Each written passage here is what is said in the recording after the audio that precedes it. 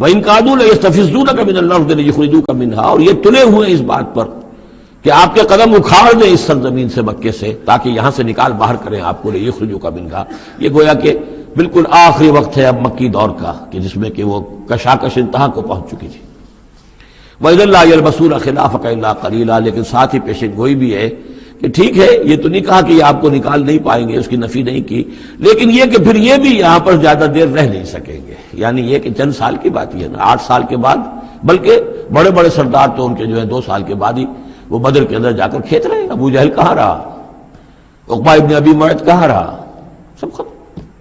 بڑے بڑے سب کے سب سردار جو تھے جو غادری، سب ختم ہو گئے۔ وَإِن كَادُوا لَيَسْتَفِزُّونَكَ مِنَ الْأَرْضِ، جیسے وہ پاؤں ڈگمگاتے ہیں، لڑکھڑاتے ہیں مرغی کے نوزائیدہ، اس بکری کے نوزائیدہ بچے کے، یہ چاہتے ہیں کہ آپ کے قدموں کو یہاں سے ہلا دیں۔ لا يستفزونك من الارض ليخرجوك منها، تاکہ وہ یہاں سے نکال دیں آپ کو۔ وَإِذًا لَّا يَلْبَسُونَ خِلَافَكَ إِلَّا قَلِيلًا، اس صورت میں خود یہ بھی پھر یہاں پر زیادہ دیر نہیں رہ سکیں گے سوائے تھوڑا سا عرصہ۔